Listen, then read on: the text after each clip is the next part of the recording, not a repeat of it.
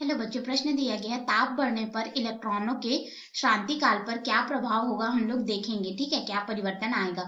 तो इस प्रश्न का उत्तर देने से पहले हम लोग यहाँ पे मुख्य अवधारणा देखेंगे, जिसके आधार पे प्रश्न का उत्तर देंगे। तो मुख्य अवधारणा के अंतर्गत हम लोग यहाँ पे अध्ययन करेंगे कि शांति काल यानी कि जो रिलैक्सेशन टाइम होता है ये क्या होता है। ठीक है, तो जो शांति काल होता है इसे हम लोग यहाँ पे टाउ से प्रदर्शित करते हैं। ठीक है, और ये जो श्रांति काल होता है इसको हम लोग अगर देखें तो इस चित्र के माध्यम से समझते हैं। देखिए, कोई भी चालक या जो धातु होता है उसमें इलेक्ट्रॉनों की संख्या, जो मुक्त इलेक्ट्रॉन होते हैं उनकी संख्या अत्यधिक होती है।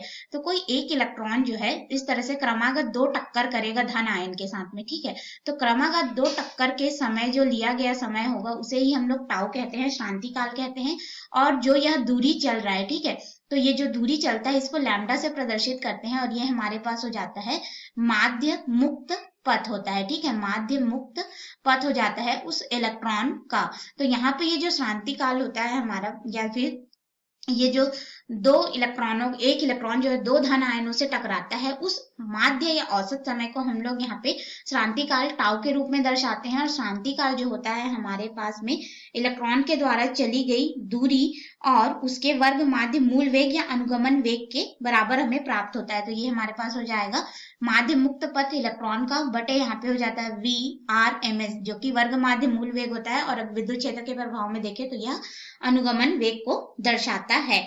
तो यहाँ पे ये जो हम लोग इसे समीकरण 1 नाम दे देते हैं शांति काल के लिए। और यहाँ पे एक ये संबंध भी देख लेते हैं कि जो वर्ग माध्य मूल वेग होता है यानी कि नियत औसत वेग जो होगा इलेक्ट्रॉन का चलने के लिए, वह हमारे पास समानुपाती हो जाता है ताप T के। तो इसे हम लोग समीकरण 2 नाम दे देते हैं। हमने यहाँ पे देखा शांति काल क्या है, उसका समीकरण देखा, और वर्ग माध्य मूल मान जो होगा उसका ताप के साथ में संबंध देखा। अब इसके आधार पे अपने मुख्य प्रश्न में आएंगे। तो मुख्य प्रश्न में हमें बताना है कि ताप बढ़ने पर इलेक्ट्रॉनों का जो शांति काल होगा टाउ, उसका मान किस तरह से प्रभावित होगा। तो देखिए, हमारे पास यहाँ पे जो टाउ है वो समानुपाती है माध्य मुक्त पथ लैम्डा के, और टाउ जो है वो व्युत्क्रमानुपाती है हमारे पास वर्ग माध्य मूल मान के। ठीक है, तो हमारे पास यहाँ पे क्या हो जाएगा कि ताप के साथ में हम लोग संबंध देखेंगे। तो ताप के साथ में संबंध हमें वर्ग माध्य मूल मान के रूप में मिलेगा, और वर्ग माध्य मूल मान जो है समानुपाती होता है ताप T के।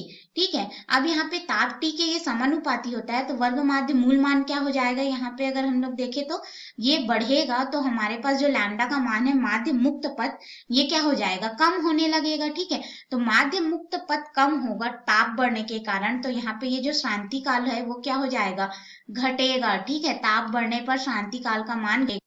या फिर यहाँ पर से भी देख सकते हैं समीकरण 2, और इसे हम लोग यहाँ पे समीकरण 3 नाम दे देते हैं। ठीक है, तो यहाँ पे क्या हो जाएगा, ताप बढ़ रहा है, बोल रहे ताप बढ़ रहा है यानी कि हमारा वर्ग माध्य मूल मान बढ़ रहा है। तो वर्ग माध्य मूल मान बढ़ेगा तो ये व्युत्क्रमानुपाती है, तो यहाँ पे उल्टा प्रभाव होगा यानी कि टाउ का मान कम होगा, इसीलिए क्या हो जाएगा, शांति काल का मान जो है वह घटेगा। तो ये रहा हमारे प्रश्न का उत्तर, जो कि हमें ज्ञात करने के लिए बोला गया था। आशा है आपको इस प्रश्न का उत्तर समझ में आया होगा। धन्यवाद।